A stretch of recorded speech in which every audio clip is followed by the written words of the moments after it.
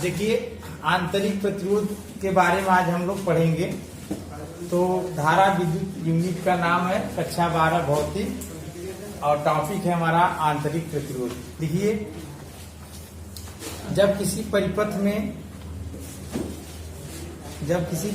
में सेल की सहायता से धारा प्रवाहित होता है, सेल की सहायता से धारा प्रवाहित होता है, तब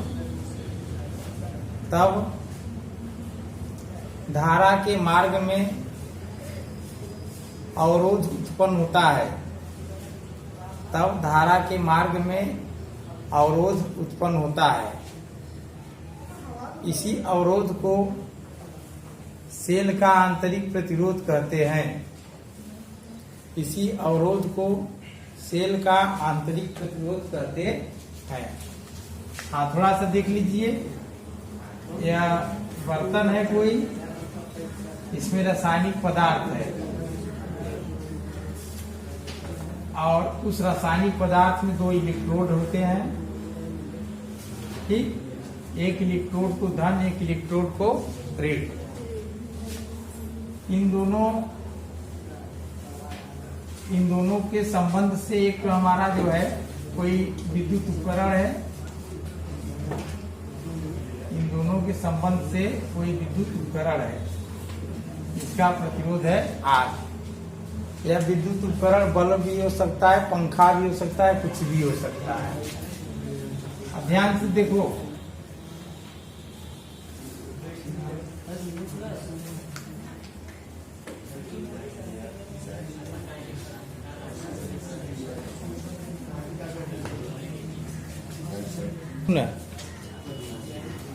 देखो इसमें क्या है कि एक सेल है, इसमें विद्युत अपघट्य भरा है। ठीक है, विद्युत अपघट्य है और विद्युत अपघट्य का मतलब सेल में जो रासायनिक पदार्थ होता है उसी को हम लोग विद्युत अपघट्य कहते हैं।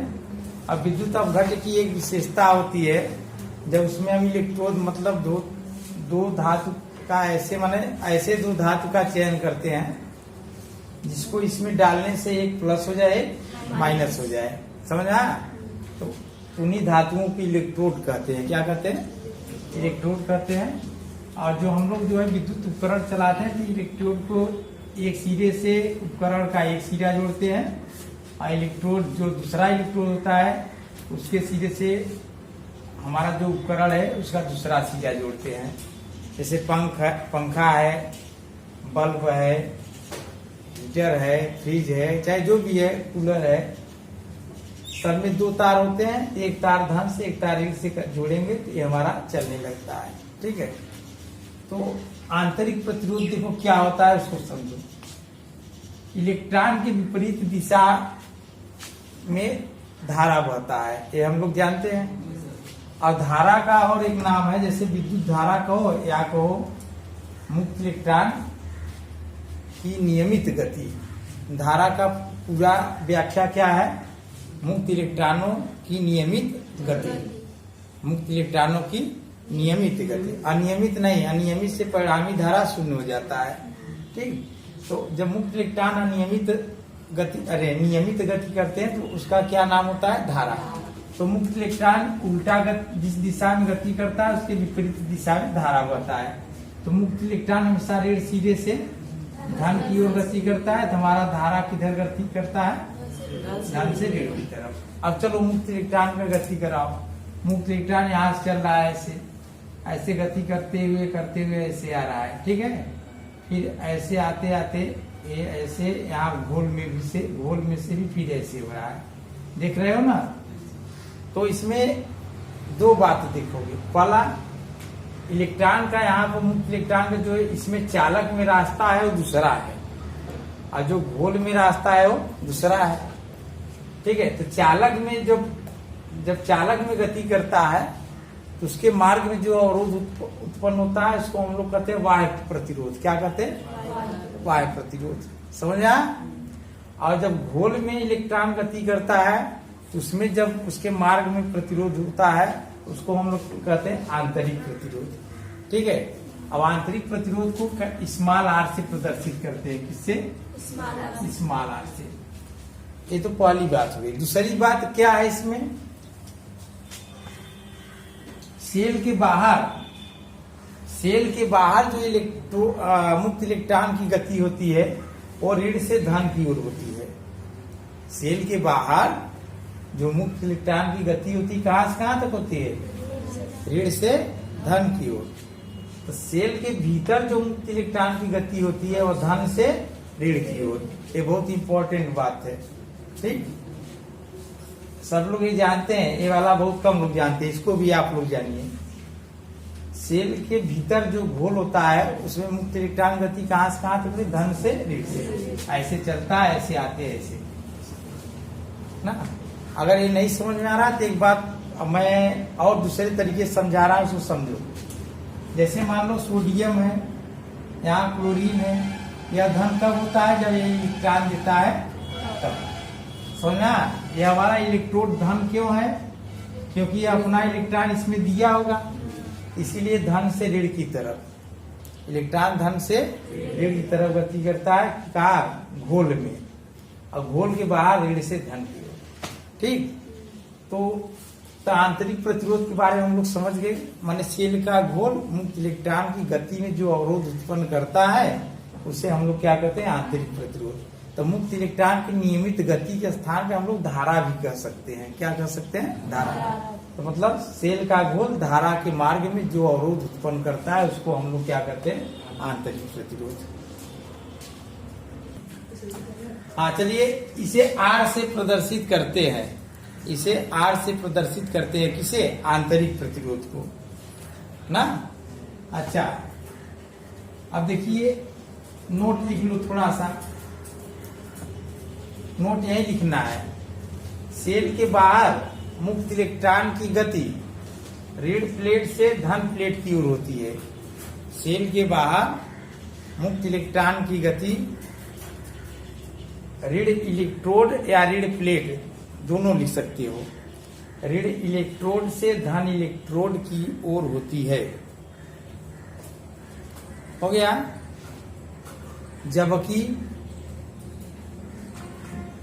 जबकि का नीचे से लिखो दूसरा, देखो घोल के भीतर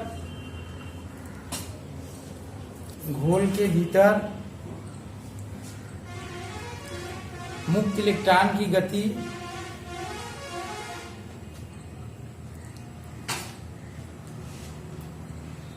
धन प्लेट से ऋण प्लेट की ओर होती है। धन प्लेट से ऋण प्लेट की ओर होती है। चलो दूसरा नोट हो गया। तीसरा नोट लिख लो। ये वाला नोट बहुत इंपॉर्टेंट है, बहुत लोग जानते भी होंगे, बहुत सरल है। सरल यह है कि जैसे मुक्त इलेक्ट्रॉन की गति इधर है। मुक्त इलेक्ट्रॉन की नियमित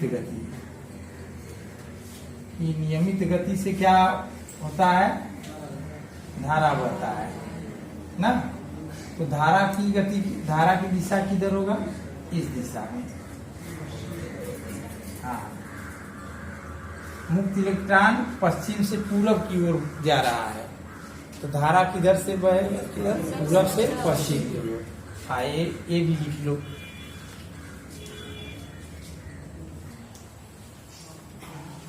आंतरिक प्रतिरोध को प्रभावित करने वाले कारक, तो पहला यही है, ध्यान से देखो।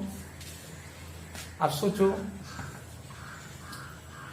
जैसे मुक्त इलेक्ट्रॉन जब गति करता है तभी हमें धारा मिलता है। ठीक, तो आंतरिक प्रतिरोध को प्रभावित करने वाले कारक मतलब कब आंतरिक प्रतिरोध अधिक होगा, कब कम होगा, पर इसको जानिए।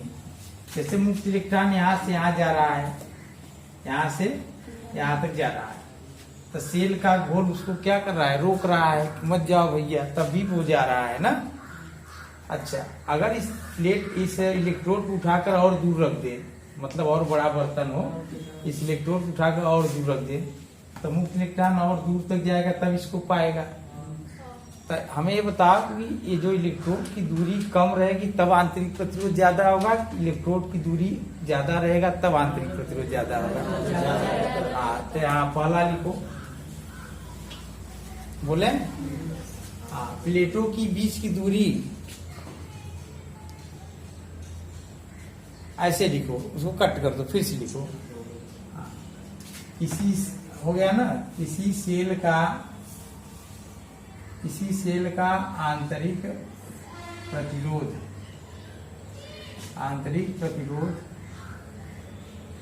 निम्न बातों पर निर्भर करती है। आंतरिक प्रतिरोध ऐसे लिखो, आंतरिक प्रतिरोध ऐसे, किसी सेल का आंतरिक प्रतिरोध प्लेटों के बीच की दूरी के अनुक्रमानुपाती होती है ना।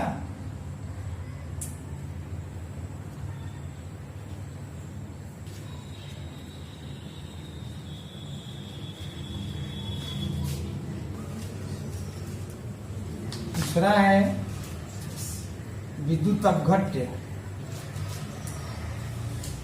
विद्युत अपघट्य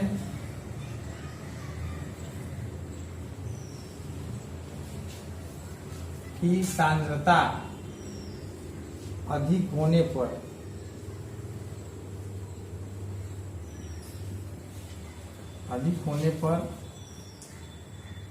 आंतरिक प्रतिरोध बढ़ता है। विद्युत अपघट्य की सांद्रता अधिक होने पर आंतरिक प्रतिरोध क्या हो, बढ़ता है। ठीक,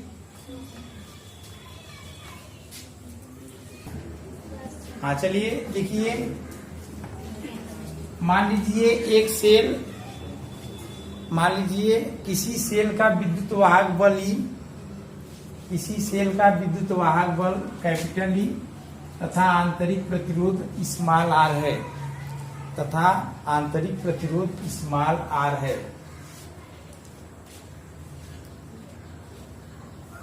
तथा आंतरिक प्रतिरोध क्या है, स्मॉल r है।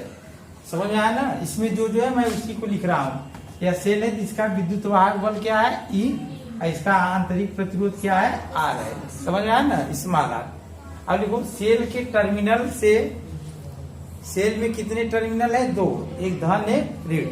सेल के टर्मिनलों से एक बाह्य प्रतिरोध R जुड़ा है, एक बाह्य प्रतिरोध R जुड़ा है, ठीक है, जिसका टर्मिनल विभवांतर भी है, जिसका टर्मिनल विभवांतर क्या है, भी है। चले अब देखो ध्यान से, हमें कुछ नहीं करना है, बस थोड़ा सा सोचना है। ठीक है, देखो ध्यान से।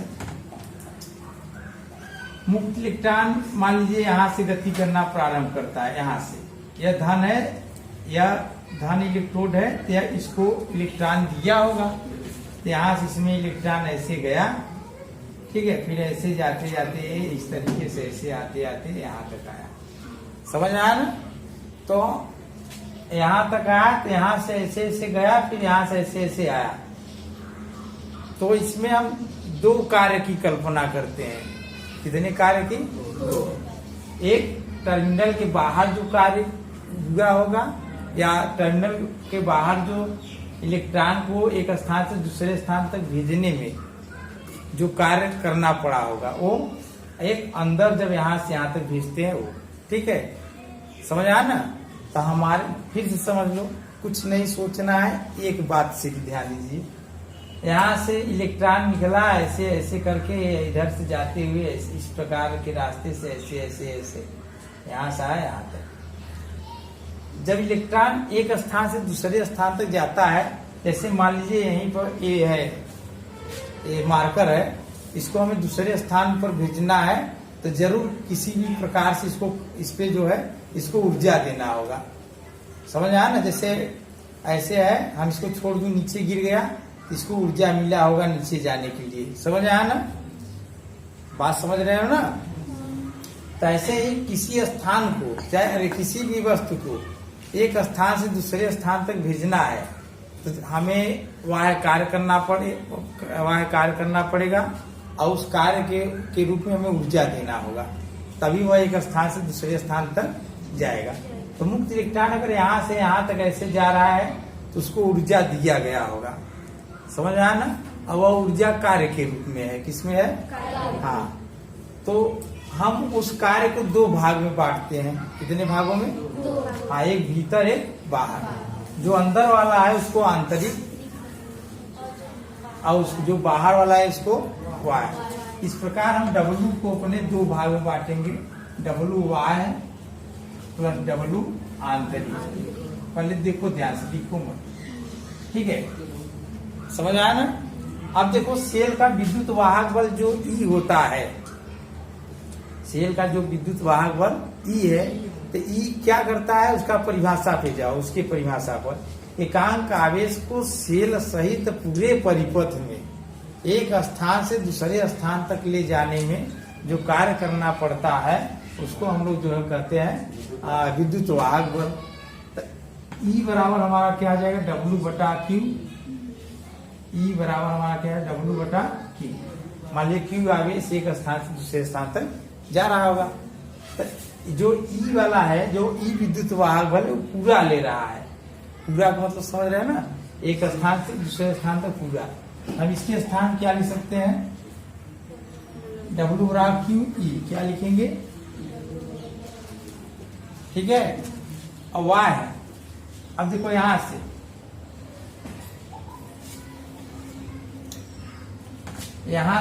यहां तक जो टर्मिनल के बाहर है, ये क्या है? Y है। क्या है?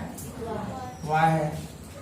तो Y में जो कार्य करना पड़ेगा उसको हम लोग क्या करते, क्या लिखेंगे? वहां पर तो V है, W Y बटे Q। इसके स्थान क्या लिखेंगे? V Q। समझ आया? तो चलिए W आंतरिक हम लोग क्या करेंगे, यहाँ का विभव हमारे टर्मिनल विभवांतर V और पूरा हमारा क्या है? E। इसके अंदर का हमें नहीं पता है, जिसको हम लोग V डैश मानते हैं। क्या मानते हैं? V dash. यहाँ पर हमारा हो जाएगा V डैश Q। जैसे बाहर मतलब पूरा एक एकांक आवेश को सेल सहित पूरे परिपथ ले जाने में जो कार्य करना पड़ा उसको क्या बोलते हैं? E। ठीक, तो W बराबर हम लोग E बराबर क्या लिखे थे, यहाँ साइड में लिख दे रहा हूँ, E बराबर W बटा Q। तो W बराबर क्या हो गया हमारा? E Q। ठीक है, चलो अब बाहर के लिए क्या हो गया? V बराबर क्या हो गया हमारा? W Y बटा Q। W Y के स्थान पे क्या लिखेंगे? V Q। ठीक है। अब अंदर जो विभव पतन है, अंदर जो विभव पतन है क्या है? V dash. तो हमारा हो जाएगा W आंतरिक या V डैश बराबर W आंतरिक बटे Q। इसी गुणा करेंगे क्या आ जाएगा? V dash Q। मैं लिख दे रहा हूं, ठीक है। तो चलो W के स्थान पे QE, WY के स्थान पे VQ और W आंतरिक के स्थान पे V डैश Q हम लोग लिखे है ना। कहां से लिखे? फिर से समझ लो। पहले देखो क्या है, इलेक्ट्रॉन को एक स्थान से दूसरे स्थान तक ले जाने में सेल सहित पूरे परिपथ में जो कार्य करना पड़ता है उसको हम लोग W कहते हैं। क्या कहते हैं? W। तो W बराबर क्या होगा? E बराबर W बटा Q, क्योंकि E पूरा है, पूरा विद्युत वाहक भले पूरे का, या जो E है पूरा सप्लाई दे रहा है अंदर और बाहर दोनों, इसलिए E बराबर W बटा Q। तो तीसरी गुणा करेंगे W बराबर EQ। समझ आया? चलो यहाँ पे E वैद्युत क्षेत्र नहीं है, यहाँ पे क्या है? विद्युत वाहक बल, वोल्टेज समझ लो है। अब चलो ये तो पूरा हो गया। अब Y का लीजिए बाहर, बाहर में क्या होता है? V बराबर W Y बटे Q, क्योंकि बाहर का वोल्टेज क्या है? V। तो तीसरी गुणा करेंगे क्या हो जाएगा? W Y बराबर VQ। समझ में आया? अब अंदर वाला मैं यहाँ लिख दे रहा हूँ, अंदर वाला W या V डैश बराबर W आंतरिक बटा Q ना, तीसरी गुणा करो W आंतरिक बराबर हमारा क्या होगा? V dash Q। क्या हो गया? अब देखो क्यू के स्थान में क्या लिखेंगे, आई टी, या तो क्यू सब में कैंसिल, समझ में आया। ई के स्थान पे लिखेंगे ई, भी के स्थान पे लिखेंगे भी, क्योंकि ई भी है भी है, और भी डैश नहीं है हमारे।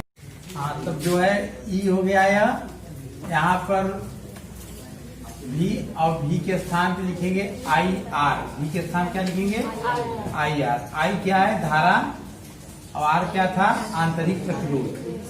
तो हो गया, इसको इस साइड भेजेंगे, ई माइनस आई आर बराबर भी, ठीक।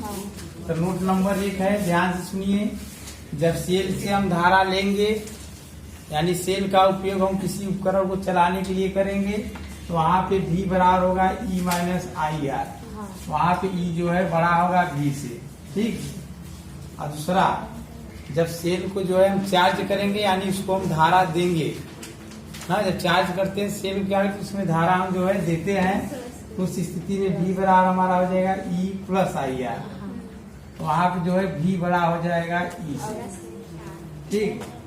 तीसरा है, देखिए आदर्श सेल के लिए क्या होता है, आदर्श सेल के लिए आंतरिक प्रतिरोध 0 होता है। क्या होता है, आंतरिक प्रतिरोध 0 होता है। उस स्थिति में V बराबर ई माइनस आई, फिर यहाँ 0 हो जाएगा, आर के स्थान पे 0 लिखेंगे, हमारा हो जाएगा V बराबर ई माइनस आई 0, और V बराबर ई, ठीक। क्या हो गया।